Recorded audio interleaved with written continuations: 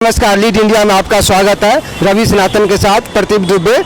हम आए हैं गोरेगांव विधानसभा क्षेत्र में। यहाँ का वोट संपन्न हो चुका है और यहाँ एक लहर नई सुनामी चली है, क्योंकि यहाँ के जो कुछ सक्रिय कार्यकर्ता हैं और जो यहाँ के नागरिक हैं उनका भी बहुत अच्छा योगदान रहा है इन सब चीज़ों में। तो हम जानते हैं कि इन इलेक्शन में उनका क्या योगदान रहा है और हवा का रुख किधर चल रहा है। क्या लगता है इस बार किधर? 2014 में हमने जो विकास के लिए वोट दिया था बीजेपी को, और वो अभी 2019 में अभी हमको ऐसा लगता है कि हमारा सही वो डिसीजन था, सही निर्णय था। गोरेगांव में देखा जाए तो ये 5 सालों में बहुत विकास हुआ है।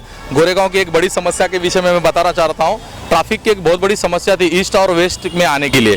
पहले घंटों जो है ना ट्रैफिक में फंस के और ईस्ट से वेस्ट में जाने के लिए। तो अभी वीर सावरकर जो पुल का जो निर्माण हो गया इस 5 सालों में।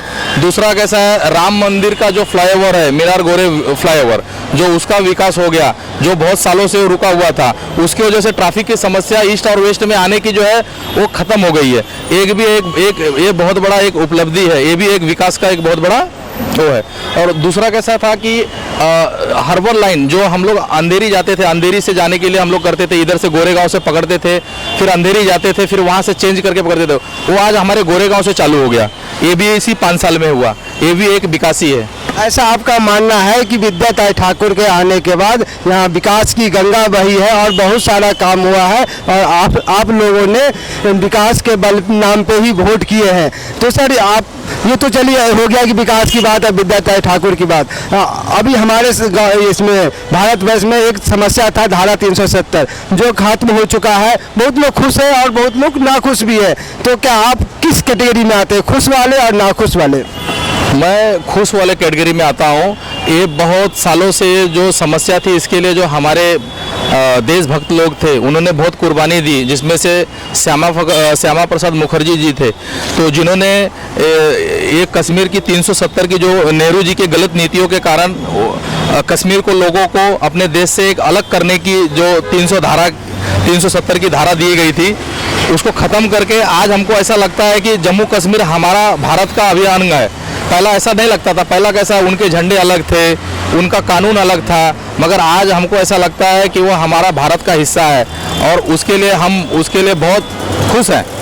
सुजीत जी, एक और भी समस्या है और जो विवादित मुद्दा है, काफ़ी विवादित मुद्दा है, वह श्री राम जन्मभूमि। श्री राम जन्मभूमि के लिए बहुत लोग ने अपनी कुर्बानी भी दिए हैं और सक्रिय रूप से उसमें काम भी किए हैं। तो अपने क्षेत्र में और हर जगह पे एक नारा भी चला है, रामलला हम आएंगे, मंदिर भव्य बनाएंगे। पर कब बनाएंगे अब उसका अभी तक समय नहीं आया। लेकिन अभी जो लग रहा है योगी जी और मोदी जी के जो प्रयासों से कि अब वो समय भी आने वाला है, शायद इस दिवाली तक आ जाए। तो क्या आप इससे कहाँ तक सहमत हैं? नहीं, ये जो राम मंदिर का विषय था बहुत पुराना मुद्दा है, बहुत पुराना मुद्दा है। इसके लिए बहुत हिंदू समाज ने संघर्ष किया, साधु संतों ने अपने संघर्ष किया। और कैसा है कि रामलला का मंदिर वहाँ बनना ही चाहिए। रामलला जहाँ उनका जन्म हुआ, वहाँ उनके जन्म स्थल पे अगर उनका मंदिर नहीं बनेगा तो किसका बनेगा? मगर कैसा है, न्याय व्यवस्था पे हम भरोसा करके इतने सालों से हम लोग न्याय व्यवस्था के माध्यम से इस विषय को हल किया जाए और आज हम उसके करीब पहुँच गए हैं और हल होने के एकदम करीब ही पहुँच गया। अभी कभी भी एक खुशखबरी आ सकती है। तो इसके लिए कैसा है, बहुत हम इसके लिए सरकार का धन्यवाद करते हैं जो पहले के हमारे लोग इसके लिए आहुति दिए हैं। आज उनका ये जो है उनको ये श्रेय जाता है कि उसके वजह से आज ये संपन्न हो रहा है। सर, एक मुद्दा और है, राम जन्मभूमि से ही जुड़ा हुआ है। अगर न्यायालय हिंदू पक्ष में वोट फेवर में ना बोल पाए, उनके पक्ष में डिसीजन ना आए या फिर मुस्लिम पक्ष में ना आए, तो किसी एक पक्ष की हार जरूर तय है। तो ऐसे समय में आपको क्या करेंगे?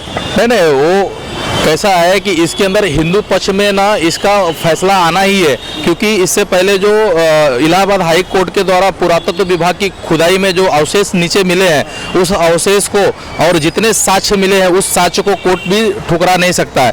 तो इससे पहले ही वो निर्णय हो गया है कि वो हिंदू मंदिर था और हिंदू पक्ष में ही उसका फैसला आएगा, ऐसा हमको पूरा का पूरा आशा है। जी धन्यवाद सुजीत जी, आपसे बात करके बहुत अच्छा लगा। हम आपसे आगे भी बात करते रहेंगे, समसामयिक विषयों पे हम आपसे बातें करते रहेंगे, जानकारी लेते रहेंगे और जनता को बताते रहेंगे। आपने लीड इंडिया के लिए किससे बात किया, इसके लिए बहुत बहुत धन्यवाद।